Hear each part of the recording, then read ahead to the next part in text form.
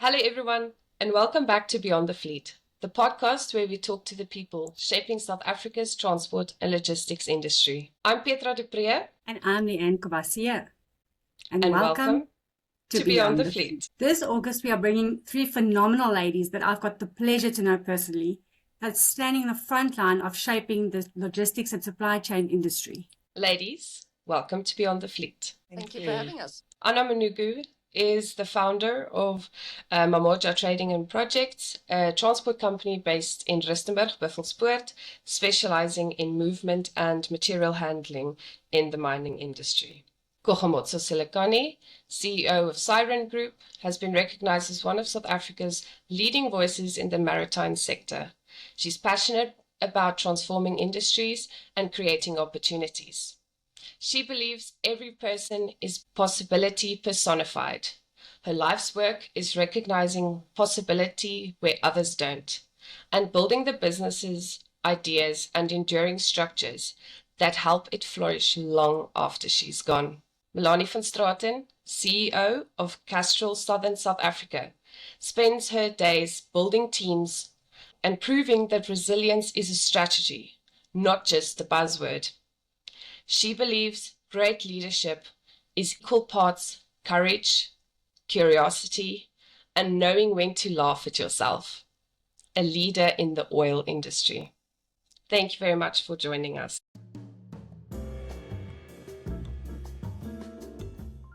Annah, what does success mean to you? So for me, success simply means changing lives. As long as I'm making an impact to the next person, then for me, that is success. Love it. Kgomotso, what is success to you? A very interesting question.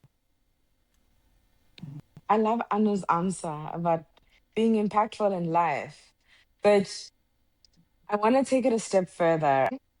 So you realizing the possibility that God has preserved and the seed that He has planted in you, and finding a point in time where you dig for those artifacts. So those moments in your life where you're connecting the dots, right? It comes from allowing yourself to experience and immerse yourself in that moment and understand what impact it has on the rest of the world. And that for me is success, is being able to be the change you want to see. The rest becomes an offspin of it. But it starts with you. It's knowing that I deserve to be in that room. No one else brings more value than me. And I'm not being given a chance. I deserve to be where I am at the point that I am. Love it. Melanie, your turn. What does success mean to you? I personally love this question because, success has never for me been about titles, awards, financial results. It's always about meaningful impact, that you leave something in a better position than what you found it.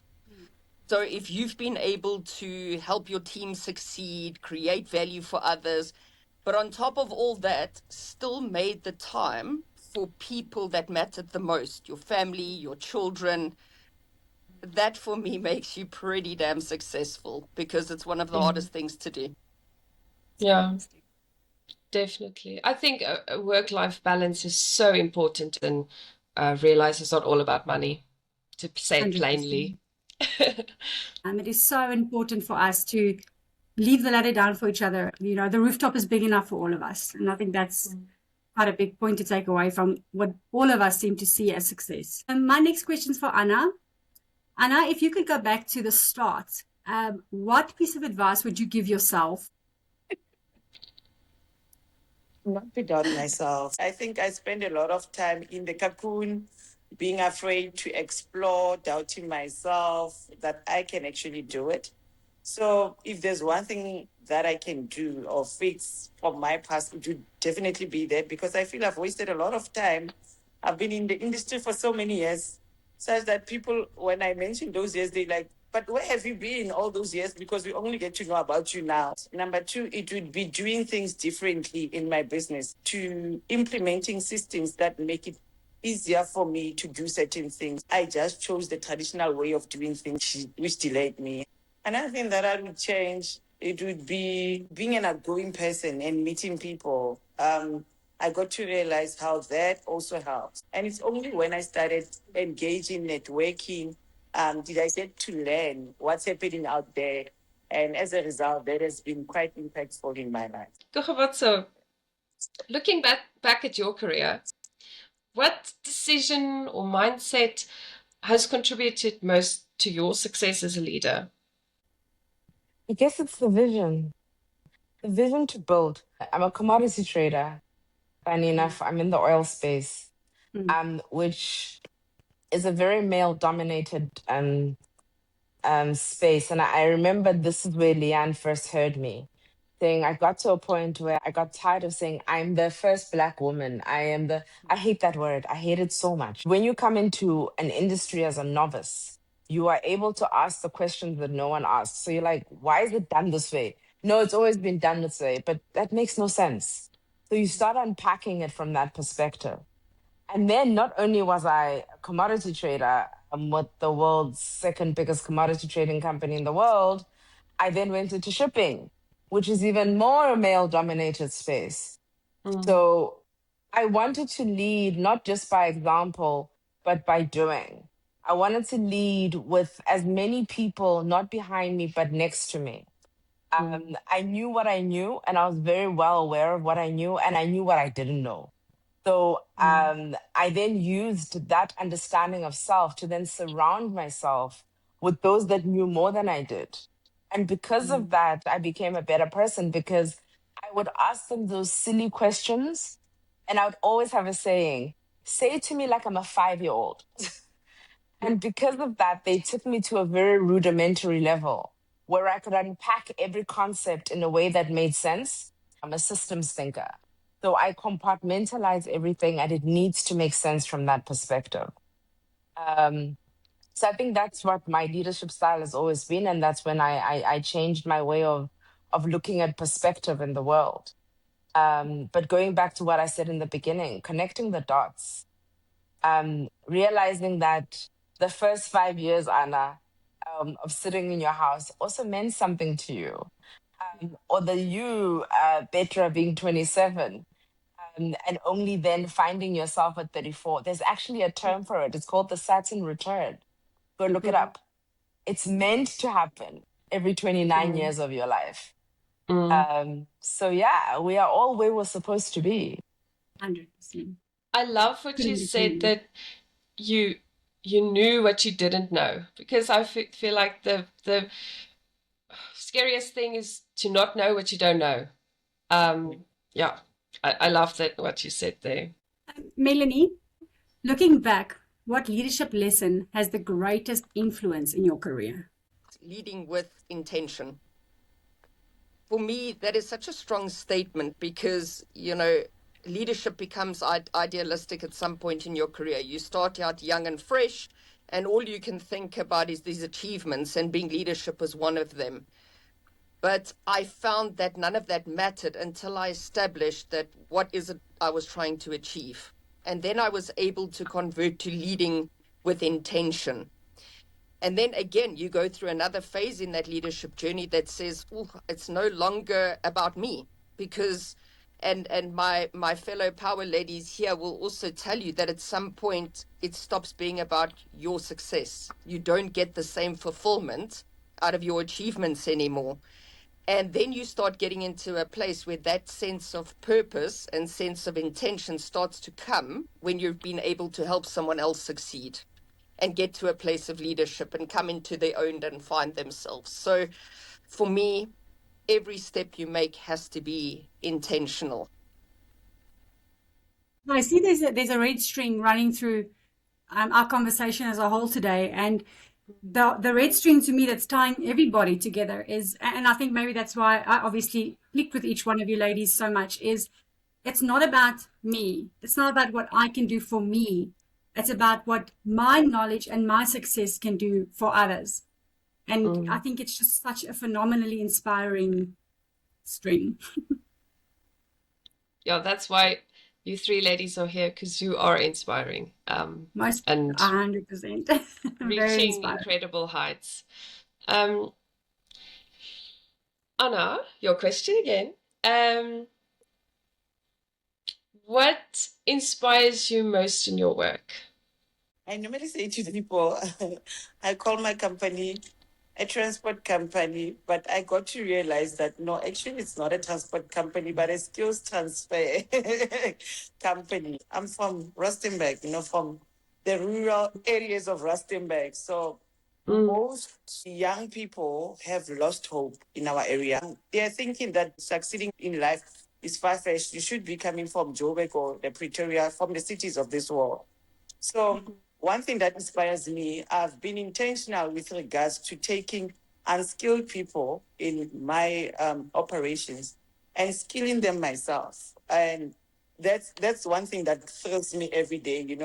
Every year when I have to look back and look at this young guy who came in without any skills in the workshop, and then a year later he's a tire fitter, a year later he's a workshop mechanic assistant, a diesel fitter, even my operations manager, and they're very young. So it's women and young people. I always ensure that I go to our communities, I get those and try to share the skills that I have. Some I don't have. I go to an extent of getting other people to help me skill these people. Then I get young minds. They come with new ideas of doing things, which at the end of the day renders all of us successful. Melanie, so you're the CEO of Castrol Southern South Africa. You're leading one of the world's most respected automotive and industrial brands. And I also saw on your LinkedIn that you built yourself up there. Tell me about your career at Castrol.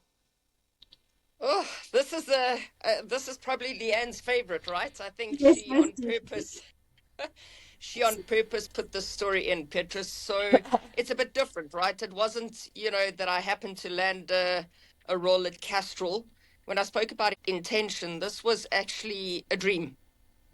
I grew up in a blue collar family. My dad was a diesel mechanic, and every weekend was spent with my dad, fixing his car that probably wasn't broken, or at the racetrack. And, he would just go on about Castrol and how it's the can of the best. And, I'm a real daddy's girl. And it actually became a dream. I felt like I needed to work at this brand. It had so much meaning. It had so much sentiment between the two of us. And when I matriculated in 99, I fortunately, my parents couldn't afford to send me to university. And at that stage in 2000, BP had taken ownership of Castrol. So you had to have a tertiary education in order to get in here. So, you know, off the intention went. It was a sidetrack, but I kind of knew where I wanted to go. And I was prepared to walk through whatever journey it took to get there. So, I started working different jobs and finally got the opportunity to start studying in 2007. And at that point, I was unfortunately involved in a hijacking, and we went through quite a traumatic event that set us back financially, emotionally, psychologically. But again, talk about the intention, right? That still wasn't enough to stop that intentional. I needed to get to that destination, and it didn't matter how long it took. So I was really fortunate that I finally got to finish that tertiary education in 2014. And 3 years later, finally, after many, many, many applications, I got to walk into the doors of Castrol on the 1st of July 2017. Um, and that first day, I knew that this is what I wanted to do. I wanted to lead this business. I wanted to get the brand back to the place where it touched people's hearts. It wasn't just a name, it wasn't just a something, that it would make people feel a certain way and have that remembrance. So I worked, and I worked hard, and no was never an option. It didn't matter what needed to be done and by who. I was prepared to take it on board. There were stages in my career that I was doing 2 or 3 roles at a time. you know, probably not the most healthiest thing to do from a mental health or a physical health, but I wanted to learn anything and everything that I could, as much as I could. You know, and again, what an incredible blessing. You know, Kgomotso talks about, you know, just trusting in God, the blessing will come, and it did. Within 6 years, I got to fulfill that dream.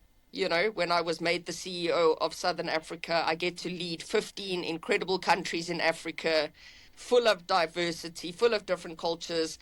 And I now have that opportunity to leave a bit of the Castrol magic wherever I go. I think, Melanie, you are understating yourself slightly, because it's not that in 6 years you just magically got to the top. You've literally worked yourself through promotions and through many years of facing so many challenges to get to where you are. And I think that is one of the reasons I also find you so inspiring. And I remember us speaking after the last event we were at, and it's determination.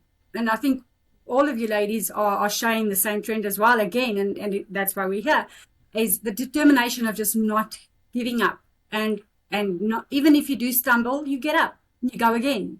And even when we do face multiple challenges, I mean, in the last week, you've all been there for me, and you've all wished me, and you've all understood each other. And I think that's something that ladies in this industry do so well, is we let the sun shine on each other, and we help each other to try, and we always wish the best for one another. And I think that is just so phenomenal. I love our industry.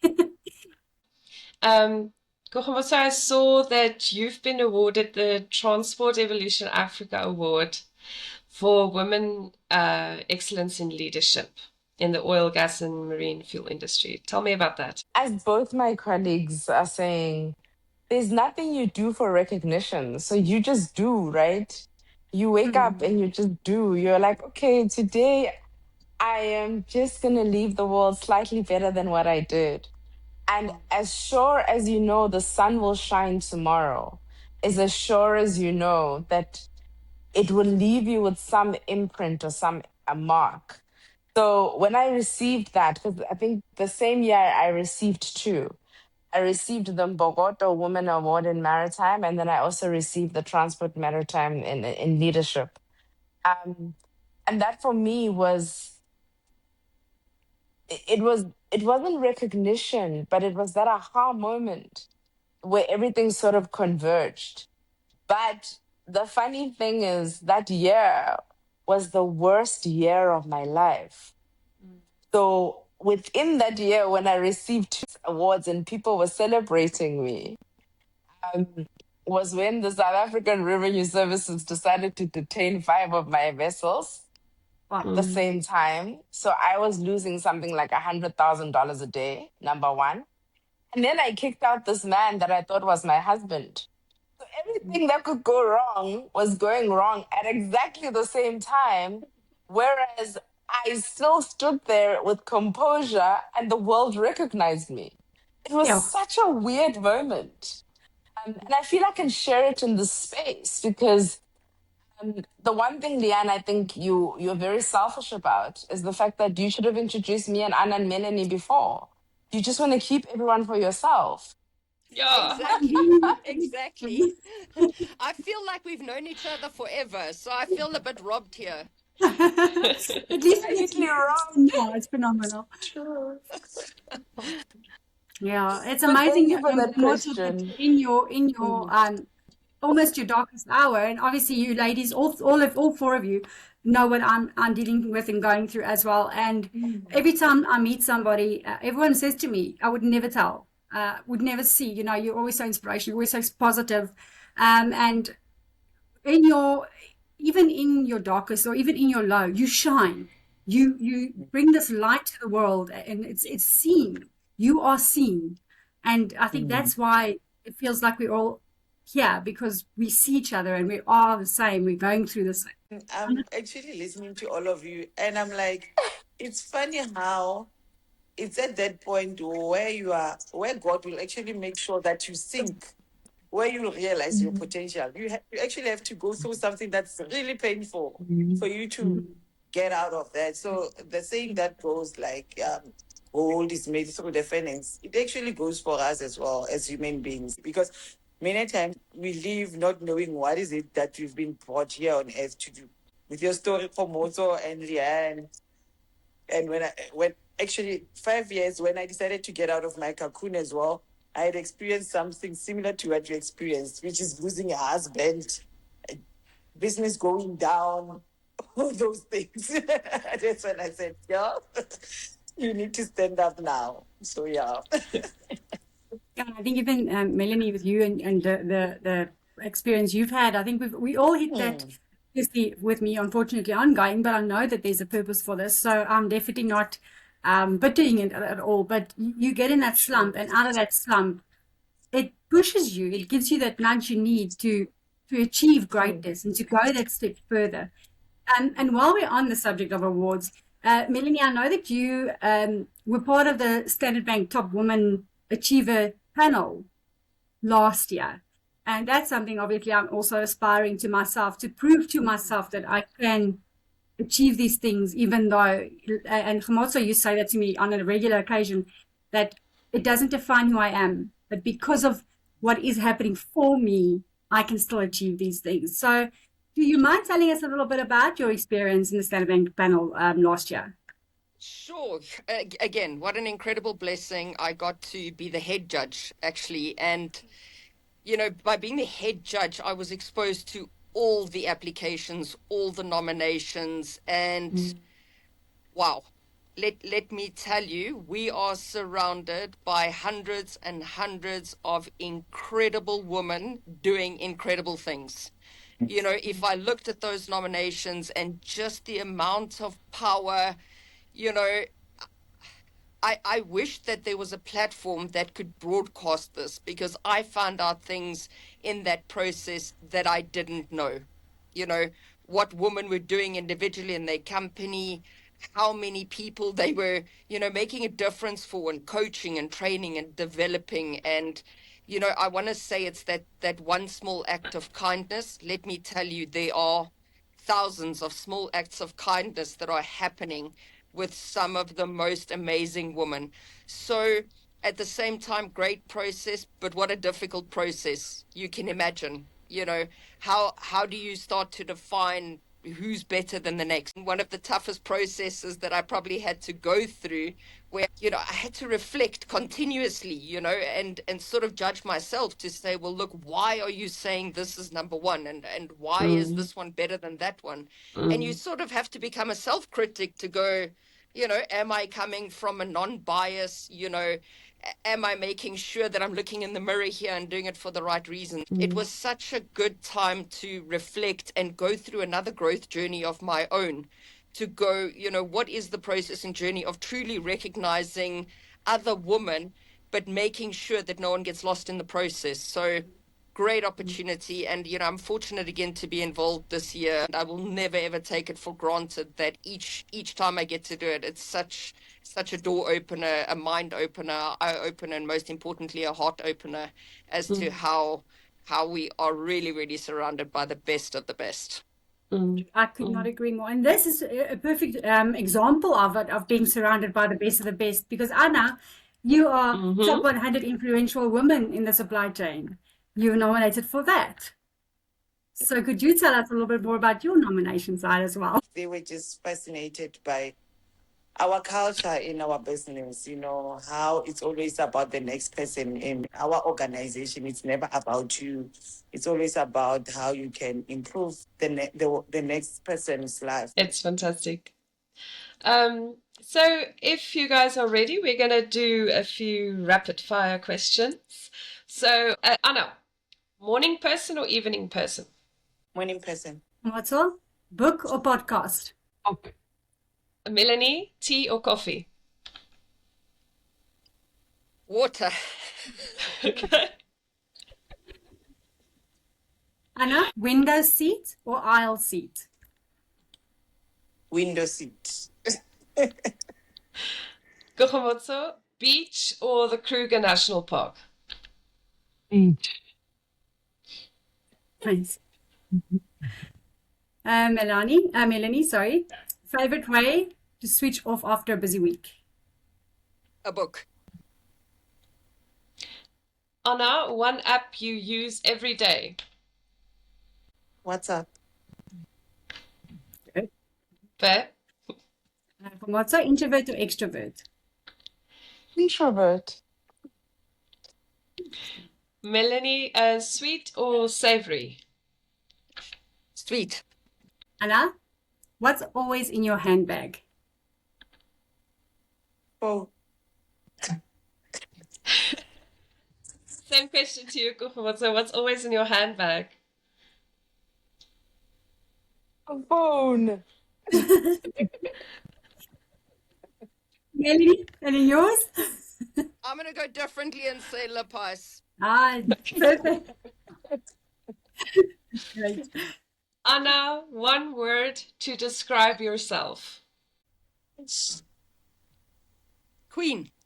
it's true. Oh no, game changer. Changer, beautiful.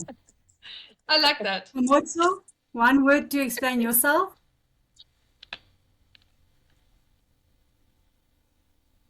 Archaeologist. Okay. Explain that one day to you or the others when we're done. But I'll look forward to archaeologist. Okay. Melanie, one word to describe. Authentic. Okay. I love that. Kgomotso, please explain. Archaeologist. Yes. It goes back to what I was saying, the idea of connecting the dots. So when you realize that you're constantly becoming and that you stand at a point in your life where you need to start digging deep in yourself. So if you think about an archaeologist, they sit on their knees, they go into under the ground, and that's you, right? And they know that there's an ancient civilization that's there, and that's you as that civilization. So everything you've gone through, Anna, everything you've gone through, Melanie, you know, the story about your dad, all of that are artifacts. They are artifacts that have become who, or they have really created this person that you've become. What we all need to do is go find those artifacts. They might not be perfect, but they created the person we are. And that's why we always need to keep digging inside of ourselves. And don't think I'm clever. This only started now in these 3 years when I again lost a business, had to regain it, lost a husband. Thank you so much, ladies. It was such Thank you, lovely thank meeting you. you. Thank you for Thank inspiring for you. this day. Bye. Thank you very much. Bye. Thank you, ladies. Enjoy Take your care, day everyone. further. Thank you. Bye.